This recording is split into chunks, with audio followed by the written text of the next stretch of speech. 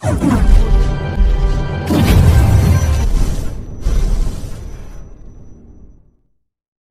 Evening student. आज हम सूर्यकांत त्रिपाठी निराला की रचना उत्साह और अट नहीं रही है का अध्ययन करेंगे। लेकिन उत्साह कविता और अट नहीं रही है, इसको पढ़ने से पहले हम इसके रचयिता महाकवि सूर्यकांत त्रिपाठी निराला के व्यक्तित्व एवं कर्तृत्व पर एक नज़र डालते हैं कि वो किस तरह के व्यक्ति थे। उन्होंने जीवन में कितना संघर्ष किया और संघर्ष करने के बाद वे आगे बढ़ते गए। विद्यार्थियों, सूर्यकांत त्रिपाठी निराला सिर्फ एक कवि ही नहीं है, वो वास्तव में एक महापुरुष है। उन्होंने साहित्य की दुनिया में दिया ही दिया, समाज को दिया ही दिया, लेकिन बदले में उन्हें वो सम्मान कभी नहीं मिला जिसके वास्तव में वो अधिकारी थे। उन्होंने जीवन के हर पड़ाव पर संघर्ष किया। उन्हें हमेशा आर्थिक अभाव सहना पड़ा। उनका व्यक्तिगत जीवन भी कभी भी व्यवस्थित नहीं रहा। माता पिता का बिछोह है, भैया भाभी का बिछोह है और उनकी एकमात्र पुत्री सरोज। उनके बिछोह ने तो सूर्यकांत त्रिपाठी निराला पे दुखों का पहाड़ लाकर खड़ा कर दिया। सरोज की मृत्यु ने तो उन्हें भीतर तक झकरोर दिया, तोड़ दिया। और ये अपना जो समाज होता है वो इतना निर्मम होता है कि वो किसी भी महापुरुष को कई बार पहचान नहीं पाता है। ऐसा ही सूर्यकांत त्रिपाठी निराला के साथ हुआ। इतने महान कवि, इतने महापुरुष को अंत समय में भूखमरी का सामना करना पड़ा, एक तरह से कहें भिक्षावृत्ति का सहारा लेना पड़ा और जीवन के अंतिम क्षणों में तो वे अपना मानसिक संतुलन भी व्यवस्थित नहीं रख सके। लेकिन फिर भी उन्होंने कभी हार नहीं मानी। व्यक्तिगत जीवन ही क्यों, उन्हें साहित्य की दुनिया में भी काफ़ी संघर्ष करना पड़ा। साहित्य ने उन्हें कभी स्वीकार नहीं किया, लेकिन बाद में वे धीरे धीरे आगे बढ़ते गए। कहते हैं अगर सूरज के सामने अगर बादल आ जाए तो सूरज का प्रकाश पृथ्वी पर बहुत देर बाद आता है, लेकिन जब आता है तो पूरी तरह छा जाता है। उसी प्रकार सूर्यकांत त्रिपाठी निराला को भले ही साहित्य की दुनिया में जल्दी स्वीकृति नहीं मिली, लेकिन जब एक बार स्वीकृति मिली तो वे आगे बढ़ते गए और अपना एक सर्वोच्च स्थान हासिल कर लिया। सूर्यकांत त्रिपाठी निराला ने अपना जो काव्य का जो स्थान बनाया, अपने काव्य में उन्होंने शोषित लोगों को स्थान दिया, पीड़ित लोगों को स्थान दिया। समाज के वे वर्ग जिन्हें हम लोग हीन मानते हैं, जैसे भिक्षुक हैं या काम करती जो महिलाएं हैं, उनको अपने काव्य में स्थान दिया और उनसे सहानुभूति प्रकट की। लेकिन उन्होंने काव्य में ही स्थान नहीं दिया, वे वास्तविक जीवन में भी वे ऐसे ही थे। यदि वे सुबह की प्रातःकालीन सैर पे जाते हैं और अपने पास उनके पास कोई कंबल हो, अगर वो देखते हैं कोई व्यक्ति बिना कंबल के सो रहा है तो उसे भी वे बिना हिचक अपना कंबल उसे दे के आ जाते थे। यहाँ तक कि उन्हें अगर कोई उनकी रचना पे कोई पुरस्कार मिला, जैसे अपरा पे उन्हें पुरस्कार मिला, जो भी उन्हें धनराशि मिली उन्हें वे अपने साहित्य मित्रों को दे दिया करते थे। उनको उनकी हर संभव सहायता किया करते थे। तो ऐसे अमर व्यक्तित्व के, विराट व्यक्तित्व के धनी थे सूर्यकांत त्रिपाठी निराला। तो चलिए आज हम एक बार उनके व्यक्तित्व और कर्तृत्व पर नजर डालते हैं। सूर्यकांत त्रिपाठी का जन्म बंगाल के महिषादल में 1899 में हुआ। सूर्यकांत त्रिपाठी का जन्म बंगाल के महिषादल में 1899 में हुआ। लेकिन वे मूल रूप से गढ़ाकोला, जो कि उन्नाव जिले में है, उत्तर प्रदेश के निवासी थे। सूर्यकांत त्रिपाठी निराला पर स्वामी रामकृष्ण परमहंस और उनके महान शिष्य स्वामी विवेकानंद की विचारधाराओं का गहरा प्रभाव पड़ा। सूर्यकांत त्रिपाठी निराला पे जो कोलकाता में काली माँ है, उनका भी गहरा प्रभाव पड़ा, जो कि वो प्रभाव आपके नेताजी की जो रचना है राम की शक्ति पूजा, उस पर दिखाई देता है। उनका पारिवारिक जीवन बहुत संघर्ष में रहा। आर्थिक समस्या उन्हें हमेशा घेरे रही। माता पिता, भैया भाभी, इनका बिछोह होता रहा और उनके ऊपर दुखों का पहाड़ तब टूटा जब उन्होंने अपनी एकमात्र पुत्री सरोज को खो दिया। सरोज की मृत्यु से वे इतने व्यथित हुए कि उन्होंने सरोज की स्मृति में एक हिंदी साहित्य का एकमात्र शोक गीत सरोज स्मृति के नाम से लिखा। और ये हिंदी साहित्य का एक मार्मिक गीत है। साहित्य जीवन की यात्रा भी इनकी संघर्ष में रही। जैसा कि मैंने पहले कहा, साहित्य की दुनिया में इन्हें एकदम से स्वीकार नहीं किया गया। इनकी रचनाओं पर सवाल उठाए गए। इनकी जो पहली रचना थी जूही की कली, उनको तो अश्लील कहकर साहित्य की दुनिया से बिल्कुल निष्कासित ही कर दिया गया। छायावादी कवि है। छायावाद के प्रमुख 4 स्तंभ हैं: जयशंकर प्रसाद, सुमित्रा नंदन पंत, महादेवी वर्मा और सूर्यकांत त्रिपाठी निराला। तो छायावाद के 4 स्तंभों में से एक स्तंभ सूर्यकांत त्रिपाठी निराला जी है। प्रगतिवादी कवि हैं एवं मुक्त छंद के प्रणेता हैं। इनकी प्रमुख रचनाएं देखिए: अनामिका, परिमल, गीतिका, कुकुरमुता, नए पत्ते। तो मित्रों और विद्यार्थियों, आज हमने ये जाना कि सूर्यकांत त्रिपाठी किस विराट व्यक्तित्व के धनी थे। बादल उनका प्रिय विषय है। सूर्यकांत त्रिपाठी निराला का बादल प्रिय विषय इसलिए है क्योंकि जब भी समाज में क्रांति की आवश्यकता होती है, जब भी समाज में नव जीवन देने की आवश्यकता होती है, हम सब बादल की ओर देखते हैं। तो विद्यार्थियों, चले आज हम उत्साह कविता का अध्ययन करते हैं, जो कि एक आह्वान गीत है, जो कि बादल को संबोधित करते हुए लिखी गई है कि हे बादल आप गरजो और फिर बरसो, ताकि धरती वासियों को नया जीवन प्रदान हो सके, धरती वासियों को नई चेतना, नया जीवन मिल सके। तो चलिए आज हम उत्साह कविता का अध्ययन करते हैं। प्रिय विद्यार्थियों, अब हम निराला जी की जो कविता उत्साह है, हम उसको पढ़ते हैं, समझते हैं। निराला जी की कविता उत्साह है। उत्साह कविता एक आह्वान गीत है जिसमें महाकवि सूर्यकांत त्रिपाठी निराला बादलों को संबोधित करते हुए कहते हैं कि हे बादलों आप गरजो और गरजने के बाद बरसो और प्यासी धरती को नव जीवन प्रदान करो। विद्यार्थियों, जो ये बादल है ये निराला जी के प्रिय विषय है। निराला जी ने जब भी नई क्रांतिकारी कविताएं रचने का प्रयास किया है तो उन्होंने हमेशा बादलों को संबोधित किया है, क्योंकि बादलों में क्रांति बहुत आक्रामक रूप में विद्यमान रहती है, जोशीले रूप में विद्यमान रहती है। बादलों में बिजली की क्षमता भी है, बादलों में जोर से गरजने की क्षमता भी है और गरजने के बाद घनघोर रूप में बरसने की क्षमता भी है। तो जब भी क्रांति होती है, क्रांति जोश का प्रतीक होती है। इसीलिए समाज में क्रांति लाने के लिए महाकवि सूर्यकांत त्रिपाठी निराला बादलों को संबोधित करते हुए अनेक रचनाएं इन्होंने की है और अपने विचार व्यक्त किए हैं। आइए देखते हैं हम कविता उत्साह। इस कविता में सूर्यकांत त्रिपाठी निराला बादलों को संबोधित करते कहते हैं, बादल गरजो। महाकवि सूर्यकांत त्रिपाठी निराला ने प्रथम शब्द से ही बादलों को संबोधित किया है कि हे बादल आप जोर से गरजो। विद्यार्थियों, यहाँ पर गौर करो, यहाँ पर सूर्यकांत त्रिपाठी निराला जी ने ये नहीं कहा है कि हे बादलों आप बरसो।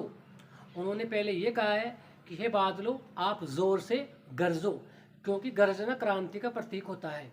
गरजने का मतलब जोश आया है, क्रांति होने वाली है। जो लोग शोषण कर रहे हैं वो समझ जाए कि अब हमारा अंत होने वाला है, अत्याचार बंद कर दे, नहीं तो उनका सर्वनाश हो जाएगा। तो गर्जना क्रांति का प्रतीक है, नए विचारों का प्रतीक है, नई उमंग का प्रतीक है, नए जोश का प्रतीक है।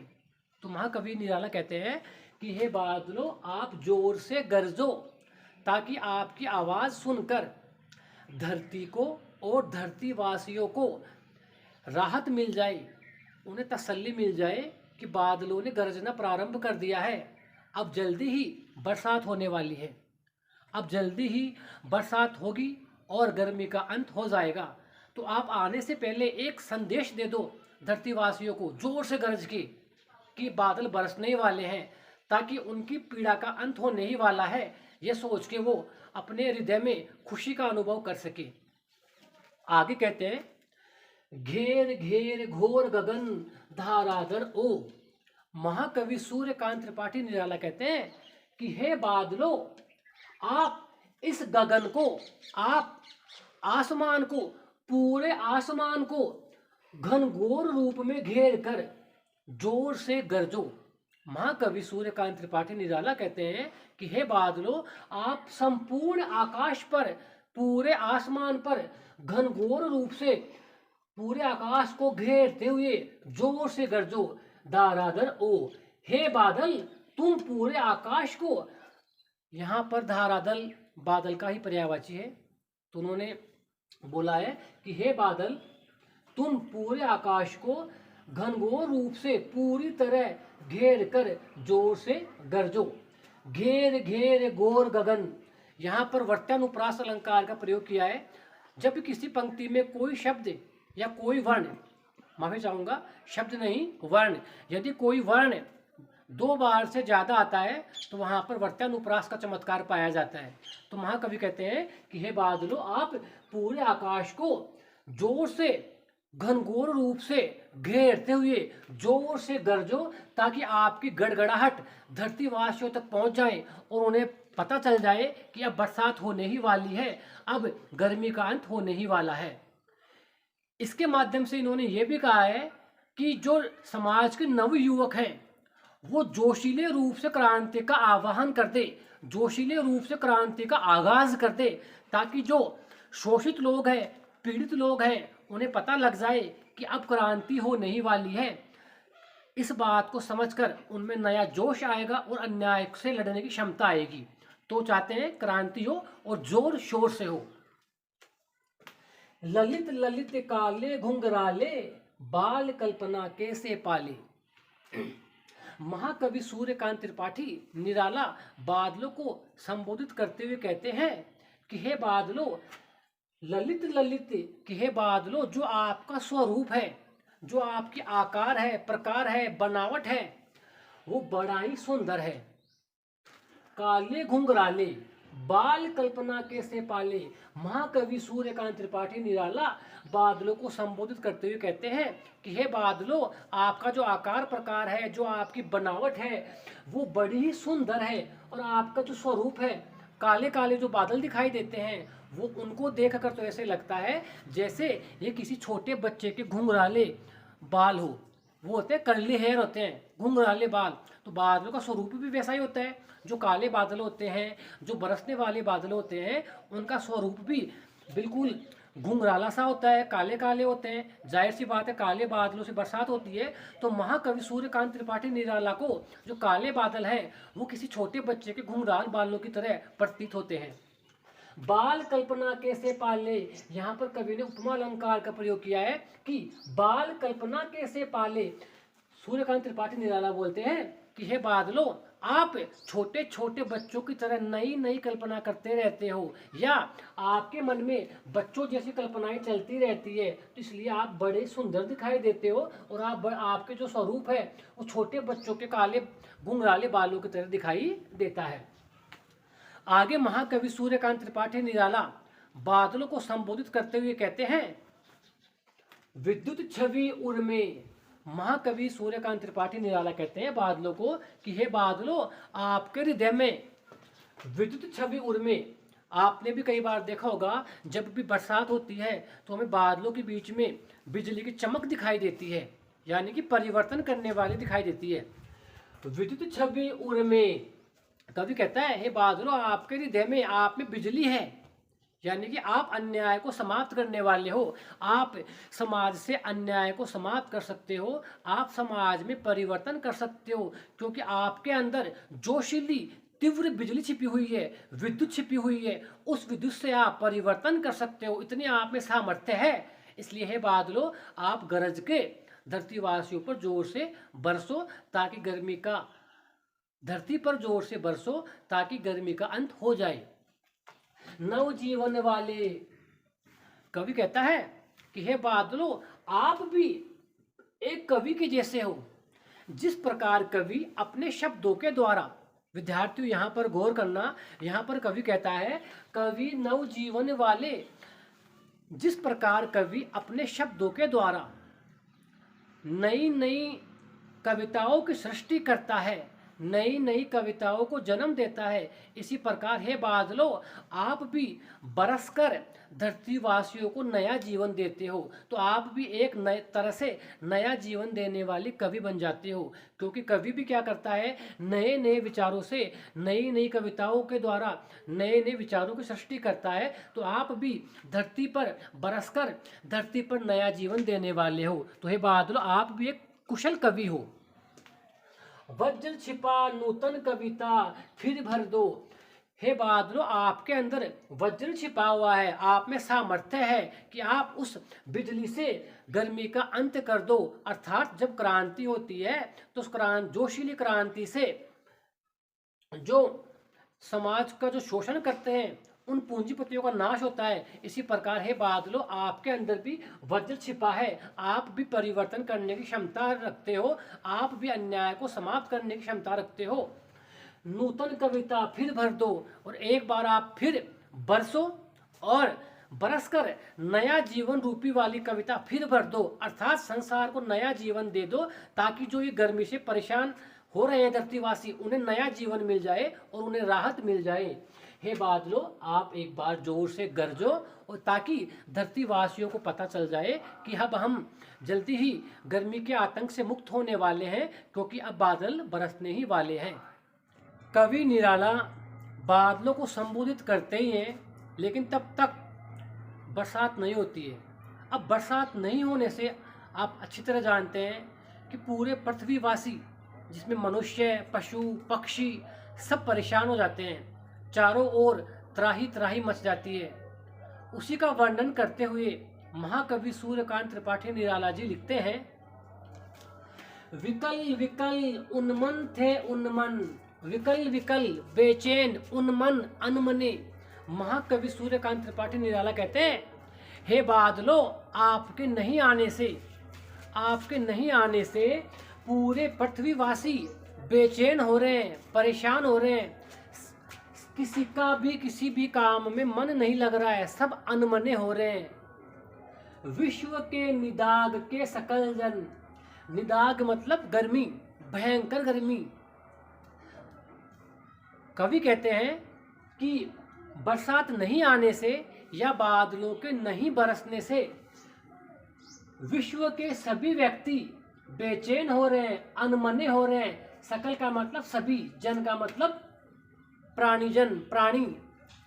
कि हे बादलों, आपके नहीं बरसने से भयंकर गर्मी के मारे पृथ्वी के सभी वासी बेचैन हो रहे हैं, अनमने हो रहे हैं, किसी को भी राहत नहीं मिल पा रही है। पूरे पृथ्वीवासी पीड़ित हो रहे हैं, परेशान हो रहे हैं। इसलिए आप बरसो और धरतीवासियों को राहत दो। कवि इतना कहते ही है कि लगता है कि मानो बादलों ने उनका आह्वान सुन लिया, बादलों ने उनकी पुकार सुन ली और वो बरसने लगे। अब उनको बरसता देखकर कवि कहते हैं, आए अज्ञात दिशा से अनंत के घन, घन कहते हैं बादलों को, अनंत आकाश। इतनी ही देर में क्या होता है, महाकवि सूर्यकांत त्रिपाठी निराला जब कहते हैं कि हे बादलों, अब आपके नहीं बरसने से सभी बेचैन हो रहे हैं, अनमने हो रहे हैं, पूरे पृथ्वीवासी परेशान हो रहे हैं, तो मानो उनकी पुकार सुनकर, उनका आह्वान सुनकर तभी अचानक अज्ञात दिशा से किसी, अब आसमान तो बहुत बड़ा है तो बादल किसी भी दिशा से आ सकते हैं, तो उनकी पुकार सुनकर अज्ञात दिशा से अचानक आकाश में से आकाश में बादल छा जाते हैं। और छा जाते हैं तो उन छाए हुए बादलों को देखकर महाकवि उनसे विनती करते हैं कि हे बादलों, तप्त धरा, तप्त गर्मी से तपती हुई, तप्त धरा धरती जल से फिर शीतल कर दो। कवि कहते हैं, हे बादलों, अब आप बरसने ही लग गए हो, तो अब एक काम करो, जो ये धरा है, धरती है, जो गर्मी से परेशान हो रही है, पीड़ित हो रही है, इस गर्मी को जल से फिर शीतल कर दो, अर्थात इस गर्मी का नाश कर दो और पृथ्वीवासियों को नया जीवन दो ताकि उन्हें गर्मी से राहत मिल जाए। इसलिए हे बादलों, आप और जोर से लगातार गरजते जाओ और जोर जोर से बरसते जाओ ताकि पृथ्वीवासियों को राहत मिले गर्मी से और उन्हें नया जीवन मिल सके और वो प्रसन्न हो सके।